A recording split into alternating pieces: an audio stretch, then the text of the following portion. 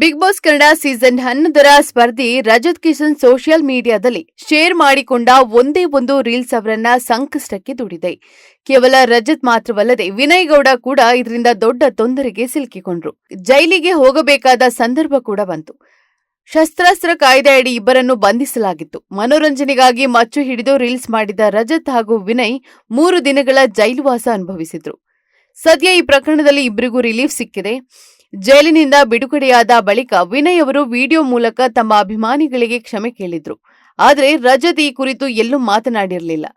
ಕಳೆದ ವಾರ boys versus girls ಶೋನಲ್ಲಿ ರಜತ್ ಹಾಜರಿದ್ರು. ಆದರೆ ವಿನಯ್ ಕಾಣಿಸಿಕೊಂಡಿರಲಿಲ್ಲ. ಇದೀಗ ಸಂದರ್ಶನವೊಂದರಲ್ಲಿ ರಜತ್ ಕಿಶನ್ ಕೆಲ ಪ್ರಮುಖ ವಿಚಾರವನ್ನ ಹಂಚಿಕೊಂಡಿದ್ದಾರೆ. ಅವರು ನಿಜವಾದ ಮಚ್ಚು ಬಳಸಿ ರೀಲ್ಸ್ ಮಾಡಿ ಅದನ್ನ ಪೊಲೀಸರಿಗೆ ಸಿಗದಂತೆ ರೇಣುಕಸ್ವಾಮಿ ಶವ ಸಿಕ್ಕ ಸುಮನಹಳ್ಳಿ ಮೋರಿಯಲ್ಲಿ ಎಸೆದಿದ್ರು ಎನ್ನಲಾಗಿತ್ತು. ಇದೀಗ ರಜತ್ ಈ ಬಗ್ಗೆ ಸ್ಪಷ್ಟನೆ ಕೊಟ್ಟಿದ್ದಾರೆ. ನಮಗೆ ರೀಲ್ಸ್ನಿಂದ ಕೇಸ್ ಆಗುತ್ತೆ ಅಂತ ಗೊತ್ತಿರಲಿಲ್ಲ. ಬಾಯ್ಸ್ ವರ್ಸಸ್ ಗರ್ಲ್ಸ್ ರಿಯಾಲಿಟಿ ಶೋನಲ್ಲಿ ಬಳಸಿದ್ವಿ. ಅದು ಫೈಬರ್ ಮಚ್ಚು.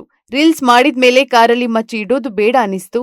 ಆಗ ನಾನು ವಾಪಸ್ ಹೋಗಿ ಸ್ಟುಡಿಯೋಗೆ ಮಚ್ಚು ಕೊಡ್ಬೇಕಿತ್ತು. ಇಲ್ಲಾಂದ್ರೆ ಲಗ್ಗೆರೆಯಲ್ಲಿ ಸೆಟ್ನವರ ಗೋಡೌನ್ ಇದೆ, ಅಲ್ಲಿ ಹೋಗಿ ಮಚ್ಚು ಕೊಡ್ಬೇಕಿತ್ತು. ಆದ್ರೆ ನನಗೆ ಅಷ್ಟು ಸಮಯ ಇರಲಿಲ್ಲ. ನಾನು ಮಾರನೆಯ ದಿನ ಚಿತ್ರದುರ್ಗಕ್ಕೆ ಹೋಗ್ಬೇಕಿತ್ತು. ಹೀಗಾಗಿ ಮಚ್ಚು ಬೇಕೇ ಬೇಕಾ ಅಂತ ಕೇಳಿದೆ. ಸೆಟ್ನವರು ಅದೇ ತರಹದ್ದು ಇನ್ನು 3-4 ಇದೆ ಅಂದ್ರು. ಅದ ಅವಶ್ಯಕತೆ ಇಲ್ಲ ಅಂತ ಹೇಳಿದ್ರಿಂದ ದಾರಿ ಮಧ್ಯೆ ಸುಮ್ಮನಹಳ್ಳಿ ಬ್ರಿಡ್ಜ್ನಲ್ಲಿ ನಾನು ಮಚ್ಚು ಬಿಸಾಕಿದೆ ಎಂದು ಕ್ಲಾರಿಟಿ ಕೊಟ್ಟಿದ್ದಾರೆ. ಕಾರಲ್ಲಿ ಮಚ್ಚು ಇರೋದು ಬೇಡ ಅಂತ ನಾನು ಅದನ್ನ ಎಸೆದಿದ್ದು ಬೇರೆಯದೇ ಆಯಾಮವನ್ನ ತೆಗೆದುಕೊಂಡಿದೆ.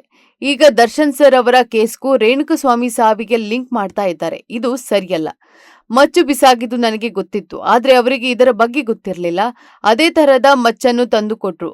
ಮತ್ತೆ ಮುಂಜಾನೆ ನೋಡಿದ್ರೆ ಅದು ಮಿಸ್ ಮ್ಯಾಚ್ ಆಗಿದೆ ಅಂತ ಹೇಳಿದ್ದಾರೆ ಎಂದು ಸ್ಪಷ್ಟನೆ ಕೊಟ್ಟಿದ್ದಾರೆ.